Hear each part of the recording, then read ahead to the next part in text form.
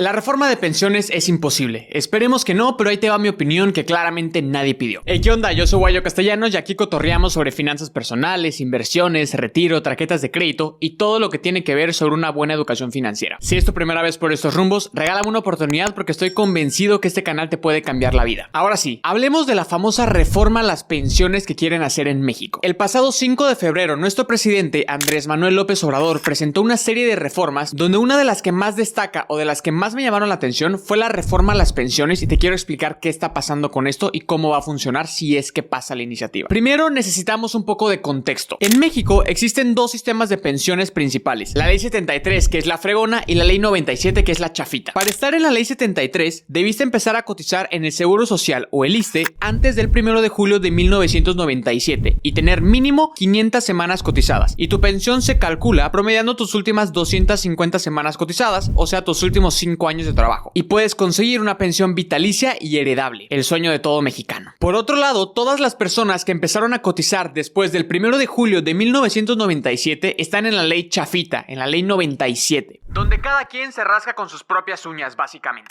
Lo que logres acumular en tu Afore es lo que tendrás para tu retiro. Si te lo acabas, que déjame decirte, es lo más probable, ahí ves cómo le haces. En un inicio se necesitaban 1250 semanas cotizadas. Sin embargo, en 2020 cambiaron las reglas un poquito y a partir del 2021 necesitabas menos semanas. Para ese año, 750 semanas cotizadas. Pero esta cifra irá aumentando poco a poco hasta llegar a 1000 semanas cotizadas como mínimo para 2031. Que bueno, pasamos de 1250 que eran en total a 1000 semanas cotizadas. Por ejemplo, hoy en 2024 necesitas 825 semanas cotizadas para poder retirarte. Pero con esta nueva ley ya no tenemos acceso a una pensión vitalicia, a una rentita para siempre. Ahora nos vamos a retirar con lo que logremos acumular en las famosas Afores. También en 2020, como parte de esa reforma que se hizo a todo este esquema, se cambió la aportación a tu Afore, que antes era del 6.5% de tu salario base de cotización. Sin embargo, se dieron cuenta que no iba a ser suficiente para tener un buen retiro. Este 6.5% venía de tres partes. El patrón ponía el 5.15%, el gobierno el 0.225% y el trabajador 1.125%. Pero este porcentaje irá aumentando poco a poco desde el 2021 que se empezó con esta nueva reforma hasta el 2030 donde alcanzaremos un 15% de aportación a tu Afore de tu salario base de cotización, dándole la principal carga económica al patrón, un 13.875% y el trabajador con 1.125%. Con esto habría que ver qué tanto afecta esto en el futuro de los negocios, si podrán con esas aportaciones tan altas o serán motivo de que sigan quebrando empresas. Pero bueno, ese será tema para otro video. Lo peligroso del esquema actual con las Afores y los rendimientos que nos ofrecen, por toda la estructura que hay detrás, nos están dando una tasa de reemplazo de entre el 30 y 60% de nuestro último sueldo. Es decir, que si ganabas 10,000 pesos mensuales, al momento en el que te retires vas a pasar a ganar entre 3 a 6,000 pesos al mes. Y si utilizas tu crédito Infonavit, mejor ya ni te cuento. Bueno, ahí llegarías a los mínimos, unos 3,000 pesos mensuales más o menos. ¿Empiezas a ver el problema? Pensión chiquita que se va a acabar en algún punto y cuando eso pase, tendrás que trabajar otra vez para poder vivir. Eso si lograste sobrevivir con 3,000 pesos mensuales. Si no, nunca habrías dejado de chambear. La pregunta es, ¿quién te va a contratar a esa edad? Honestamente lo veo muy complicado. Y todo esto nos está llevando a tener un país que, como bien diría Wendy Guevara, lleno de viejos y pobres. Ahora, ¿quién tuvo la espantosa idea de perjudicar a todos los mexicanos, crear las Afores y acabar con las pensiones? ¿A quién le mentamos su mandarín en gajos? A Ernesto Zedillo. Pero más que el quién, es el por qué. Realmente no había otra opción. La ley fregona funcionaba de la siguiente manera. Era como una especie de pirámide donde en la base de la misma estaban los trabajadores que con sus aportaciones para la vejez e impuestos lograban mantener a los que estaban en la punta, los pensionados, con la esperanza de que en algún futuro ellos pasarían a ser pensionados mantenidos por los nuevos trabajadores. Sin embargo, no se consideró un factor importante, el aumento de la esperanza de vida. Los y las pensionados empezaron a vivir mucho más tiempo hasta que llegamos al punto en el que teníamos más gente pensionada que trabajadores. Entonces el sistema ya no era sostenible y quebró. Ya con este contexto podemos entender la importancia de esta reforma de las pensiones, pero ahora hay que analizar si realmente es viable o no. Esta nueva reforma de pensiones nos promete que podamos acceder otra vez a un 100% de nuestra pensión al momento en el que nos retiremos, cosa que no pasa en ningún país del mundo, pero aquí en Quito y México se vuelve pionero en esto. Pero antes de ir corriendo a contarle a todo mundo sobre esa noticia, hay que ver las letras chiquitas y qué tan viable es. Y ahí te va cómo es que se pretende que funcione de acuerdo a la iniciativa que se lanzó. Los trabajadores que ganen menos que el promedio mensual de trabajadores que cotizan en el IMSS se les va a compensar una pensión. O sea, para eso tenemos que tomar a todos los trabajadores registrados en el Seguro Social y ver de cuánto es el salario promedio mensual, que es de unos 16,047 pesos. Que esta cifra se irá actualizando cada año de acuerdo a la inflación. Entonces ahí te va. Un trabajador que venía ganando 10,000 pesos mensuales y se retira. Con los recursos que logró acumular en su Afore, alcanza una tasa de reemplazo del 30 y 60%, que es lo que nos está dando el esquema actual. Pongamos un punto medio. Recibirá 4,500 pesos de pensión. Lo que hará el gobierno es que dará la diferencia para llegar a esos 10,000 pesos que tenía de sueldo, que serían unos 5,500 pesos mensuales. Y así ya tendrías tu tasa de reemplazo del 100%. Hasta ahorita todo bien, sí se cumple. Pero si ganabas, por ejemplo, 20,000 pesos mensuales y logras una tasa de reemplazo de 10,000 pesos, por ejemplo, te van a dar la diferencia para llegar al tope, que es de 16,047 pesos. O sea, el gobierno te dará 6,047 pesos. Y como te darás cuenta, en total recibirías 16,047 pesos y no los 20,000 que ya estabas recibiendo como sueldo.